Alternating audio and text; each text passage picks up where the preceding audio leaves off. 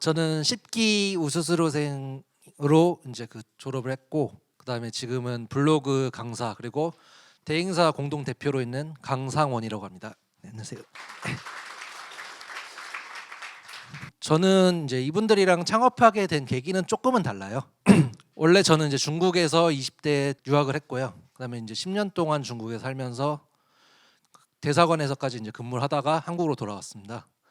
그래서 2021년 코로나 때 딱 그 시기에 돌아와서 한국에서 잠깐 문화체육관광부 쪽에서 언론 모니터링이라고 해가지고 그 번역 업무를 좀 했는데, 그 시기에 이제 거기는 정직원은 아니었고, 그때는 그러니까 재택근무하면서 하는 약간 프리랜서 같은 느낌. 그래서 그렇게 하면서 이제 어떤, 그러니까 어디 쪽으로 이제 취직을 해야 되나 이제 그걸 조금 고민하고 있던 시기였거든요. 근데 그 당시만 하더라도 저는 이제 대사관에서 이제 근무를 그래도 좀 오랫동안 했으니까 그냥 공무원이 되면 좋겠다, 그리고 국가기관에서 일해봐야겠다라는 생각을 많이 하고 있어서 사실 창업과는 완전히 이제 거리가 멀었고요. 근데 그 와중에 제가 좀 우연히 제 지금의 이제 그 블로그 선생님을 한번 뵀었거든요. 그때 거기 이제 블로그 특강이라고 해가지고 우연하게 이제 참여한, 천안 쪽에서 이제 참여한 특강 중에 그 저희 선생님이 이제 그러니까 대한민국 블로그 탑3 안에 드시는 분이거든요. 그래서 그분 통해 가지고 블로그를, 그러니까 강의를 2번 듣고 이거는 진짜 배워두면 좋겠다. 그리고 당장 제가 이제 그때 당시에는 취직이 안 된 상태였기 때문에 블로그 수익만 딱 들어도 진짜 이게 되게 땡기더라고요. 그때 이제 진짜 6개월에서 1년 정도만 하루 그 1포스팅 계속 해봐라, 그러면 연봉 1억 안 되면 내가 그 뭐 다 책임져 줄게라고 하셨는데, 그때 당시에 그러니까 제가 사람들이 이제 어떤 상황에서 듣냐에 따라 되게 다르잖아요, 느낌이. 근데 저 같은 경우는 그때 아직 취직이 안 된 상태였고 돈을 빨리 모아야겠다는 생각이 많았기 때문에 그리고 그분이 이제 보여주셨던 결과가 되게 중요한데, 결과들을 봐도 되게 이제 믿음직스러워가지고 그 블로그를 그렇게 2달 동안 이제 배우게 됐고, 그래서 이제 딱 3달 차 이제 되는 순간에 저는 이제 그럼 난 블로그 강사로 살아야겠다라고 처음으로 이제 창업 쪽에 이제 관심을 갖게 됐습니다. 제가 예전에 이제 대사관 쪽에서 조금 높은 분들을 많이 모셨었거든요, 통역 쪽으로 하다가. 근데 블로그로만 먹고 살면 될 것 같다라고 생각한 와중에 국회에서 이제 국회의원님이 보좌진으로 들어오면 어떻겠냐고 제안을 주셔서 딱 되게 고민을 많이 하다가 최종적으로 타협을 한 게, 그럼 제가 만약 국회에 가더라도 그러면 제가 스펙을 쌓을 수 있도록 그 블로그 쪽을 담당을 시켜주시면 가겠습니다 해가지고 최종적으로 제가 이제 블로그 그 담당으로 해가지고 들어갔습니다. 뭐 공무원들이 그 사실 이제 그 돈을 많이 버는 직업은 아니잖아요. 또 이제 또 우연하게 그 부수익 같은 거나 그런 부분들이 혹시 있나, 그러니까 공무원이니까 실제적으로 진짜 무슨 어디 뭐 투잡을 하겠다 그런 건 아니지만 뭐 소소하게 뭐 얼마씩 벌 수 있다는 것들 많았잖아요, 인터넷에. 그때 이제 저 자청님 같은 경우도 그 역행자 책도 보고, 그다음에 부의 추월 차선, 그리고 뭐 그런 여러 가지들 접하면서 찾다가 먼저 자청님의 욕망의 북클럽이라는 그쪽에 가입을 하게 됐고, 그리고 또 연관해서 찾다 보니까 창업 부트캠프라는 데가 있다는 걸 보고, 그래서 여기까지 이제 최종적으로 가입을 하게 됐거든요. 근데 창업 부트캠프를 이제 할 때 사실 저는 이제 퇴직을 그러면 좀 해봐야겠다, 약간 그런 식으로 생각을 하고 있었습니다. 그러니까 아무 준비가 안 된 것도 아니고 블로그라는 이제 강점이 있으니까 뭐 이제 퇴직했으니까 말씀드려도 될 것 같은데, 마지막 한 달에는 제가 사실 밖에 쪽에 그냥 한 군데 강남에 있는 대형 그 학원 쪽을 업체 대행을 해갖고 한 달 동안 먼저 해봤거든요, 퇴직 마지막 달에. 그래서 그런 식으로 해봤는데 수익도 생각보다 되게, 그러니까 강남이다 보니까 좀 수익도 많이 나오기도 하고, 그리고 이거를 업체 대행만 잘 써도 그래도 평생 먹고 사는 데 지장이 없겠다라고 하고 완전 이제 퇴직을 하고 창업 부트캠프에 이제 참여를 하게 됐습니다.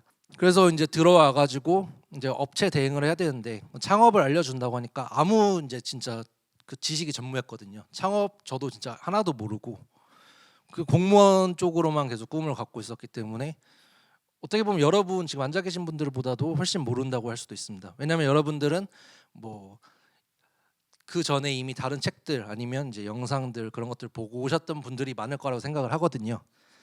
근데 그런 것을 모르니까 오히려 이제 저는 이한별 대표님의 말씀을 더 그 하나하나 진짜 안 빼놓고 다 해야겠다. 그리고 나 여기서 꼭 우수수료자가 되고 그다음에 기회가 되면 심화반까지 들어가 보겠다라는 꿈을 갖고 여기 이제 참여를 했거든요. 그래서 제 주제도 사실 가설 검증을 할 때마다라고 했는데 그 저는 어떻게 보면 진짜 가설 검증을 지금까지 그 누구보다 되게 많이 하면서 성장을 했던 것 같습니다. 왜냐하면 실패를 하더라도 아까 그 이한별 대표님께서 말씀하셨지만 큰 실패는 안 하셨다고 하셨잖아요. 근데 저 같은 경우도 뭐 블로그니까 일단 지식 창업이라서 큰 실패를 할 수 있는 그런 것, 그러니까 돈이 많이 들어갔던 것도 아니고 예전에 이미 저는 뭐 200만 원을 주고 그 3개월 과정을 거쳤기 때문에 그런 문제도 없고 해서 그럼 가설 검증만 해갖고 내가 사람을 어떻게 모으고 그리고 어떻게 확장을 하고 그다음에 어떻게 나아갈지만 이제 정하면 되는 거였기 때문에 그래서 저는 어떻게 보면 이제 누구보다 진짜 어떤 선택을 할 때마다 중복 감정 그런 거 빼고는 그러니까 이미 너무나 다 아는 사실에서 확인을 안 해보는 거 빼고는 거의 다 가설을 계속 진행했던 것 같습니다. 그래서 오늘 그 네 가지 과정에 대해서 조금 이제 말씀을 드리려고 하고요. 첫 번째 때는 일단 제가 그러니까 창업부터에 들어가가지고 처음 시작을 했던 거는 블로그 대행 쪽이 맞긴 하지만 그래도 숙제할 때 블로그 대행은 어떻게 보면 조금 뭐라고 해야 되지? 그 숙제 과제 하기는 조금 애매하잖아요. 그래서 그것보다는 어차피 중국에서 10년 동안 제가 살았으니까 그걸 통해서 사람들에게 중국 유학 멘토링 컨설팅을 좀 해보자 그런 생각을 해가지고 그걸 이제 블로그로 다 작성을 하고 그리고 그 사람들을 모아보려고 제가 이제 그런 식으로 글을 많이 썼거든요. 근데 그때가 이제 코로나 시기다 보니까 유학이 진짜 거의 반토막이 아니라 진짜 7, 80% 정도가 사람들이 돌아오고 그다음에 중국에 가도 사람들이 유학을 하는데 학교에서 듣지를 못하고 그러니까 유학까지 갔는데 기숙사에서 수업 온라인 수업을 듣는 거예요. 그러니까 그 정도로 이제 많이 줄은 상태라 가지고 저는 뭐 네이버 카페도 뭐 교민 카페 5만 명이 모여 있는 카페도 운영을 해봤고 그리고 다른 쪽 카페에도 뭐 스텝으로 돼 있고 하니까 동시에 이제 그 홍보할 수 있는 데가 한 2, 30만 명 정도가 이제 볼 수 있는 곳에 홍보를 할 수 있으니까 누적으로 그래서 저는 솔직히 좀 자신이 있었거든요. 근데 실제적으로 이게 뭐 미리 팔아보기 그런 걸 해보니까 막 12명, 13명 정도밖에 연락이 안 오는 거예요. 마지막 벌써 7주, 8주째 돼가는데 근데 그 중에 이제 저를 아는 분들이 저는 블로그를 할 줄 알지 않냐? 그럼 블로그를 업체 대행 말고 교육 쪽으로 한번 올려보라 그런 말을 해가지고 실제로 그거를 한번 올려봤거든요. 근데 정확히 말씀드리면 제가 거기를 이제 8주 과정이 끝나고 그 네트워킹 방에 이제 저희가 초대를 받잖아요. 단톡방에 대부분 들어와 계실 건데 저도 그 방에 들어와 가지고 첫 번째 이제 홍보를 올렸습니다. 블로그 홍보. 그래서 뭐 이러이런 기술이 있고 어떤 뭐 비전이 있으니까 같이 배워보실 분 있나요라고 이제 올리니까 저는 처음이니까 당연히 사람들 몇 명 안 오실 줄 알았어요. 그래서 막 예를 들어 5명만 모집하겠다고 하면 뭐 5명이 모집돼도 그냥 계속 그냥 아직 더 모으고 있습니다. 더 모으고 있습니다 하려고 했는데 5시간 만에 13분이나 연락이 오신 거예요. 뻔뻔하게 해야 된다고 말씀하셨잖아요. 뻔뻔해야 되고 그다음에 이제 뭐 대충 해도 된다고 했는데 일단 뻔뻔한다는 것도 제가 되게 공감을 하는 게 매니저님이나 아니면 한별 대표님 가끔씩 진담이었을 것 같은데 막 한 달에 막 2번씩 막 홍보하고 그랬을 때도 있거든요. 단톡방에. 그러니까 너무 하지 마라 했는데 그렇게 이제 진짜 저도 단톡방을 통해 가지고 사람들한테 2번씩이라도 이렇게 홍보를 했고 근데 그렇다고 2번 하면 저 혼나니까 2번 하셔가지고 규칙 잘 지켜주시고요. 그리고 저도 이제 당근마켓 거기서도 당연히 이제 홍보를 해가지고 주변에 있는 사람들부터 왜냐면 어차피 당근마켓은 주변에 있는 사람들이잖아요. 그래서 그분들한테 조금 오프라인으로 만나고 어차피 집에 있으면 노니까 그 시간을 좀 줄여가지고 좀 적게 벌더라도 모아야겠다 해서 일반 가격보다 뭐 한 절반 정도만 받으면서 오프라인으로 한 2번, 3번 정도 만나서 또 교육도 해주고 오픈 채팅방 보면 그런 홍보 관련돼 가지고 되게 마케팅방이 엄청 많거든요. 그리고 뭐 아시는 분도 많겠지만 진짜 무료로 자기 거 광고해도 되는 방 진짜 많아요. 강퇴 안 당하는 방 많거든요. 찾아보시면 되게 많으니까. 근데 저도 그런데 처음에는 7개 정도 들어갔다가 지금은 거기가 그렇게 필요가 없으니까 한두 군데 빼고 다 나오긴 했는데 초반에는 되게 유용하실 거예요. 그래서 그런 방식을 통해서 진짜 되게 뻔뻔하게 그냥 되게 뭐 홍보도 많이 하고 해갖고 처음 이제 막 시작을 했는데도 4달까지 단 한 번도 목적한 인원보다 더 못 모은 적은 없었거든요. 그 이후에는 이제 조금씩 줄여 나가니까 확실히 이제 목표한 인원까지만 모으게 되는데, 그 전에는 진짜 막 10명 모으려고 하면 15명 연락 오고, 진짜 많이 올 때는 28명까지 연락 온 적도 있었습니다. 지식 창업으로 하면 어떨까? 그러니까 이런 부분은 사실 이제 어려운 부분은 아니잖아요. 누구나 할 수 있는 거고, 가설 검증이라고 하면 어떻게 보면 지금 시간도 바쁘고 계획 빨리 짜갖고 하는 게 더 급한데, 언제 저거 가설을 검증하고 다시 그거를 되돌아보고 안 되면 처음부터 다시 시작하냐 하는데, 이렇게 되면 일단 실패의 가능성이 엄청나게 줄어들게 되고요. 그다음 느려 보이지만 이게 저는 더 빠른 길이라고 생각을 하거든요.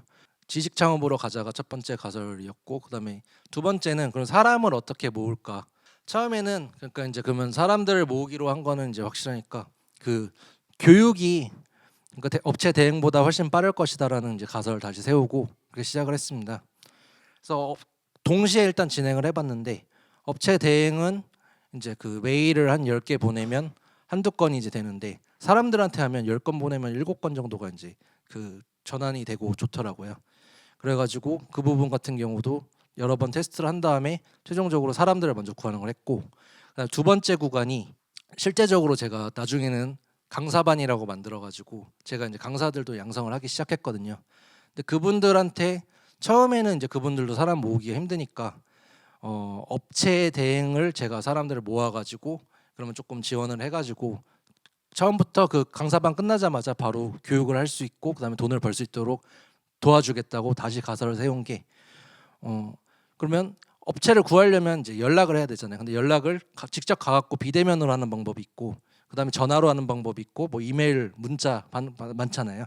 저 같은 경우는 직접 가면 어차피 사람들이 솔직히 이제 오면 또 광고구나, 업체 대행 또 왔구나라고 생각하는 분들이 많기 때문에, 그거는 진짜 아는 분, 지인들 아니면 이제 조금 그 추천받아 가지고 가는데 외에는 직접 가진 않았고, 대부분 이메일 같은 걸 통해서 이제 이렇게 연락을 했거든요.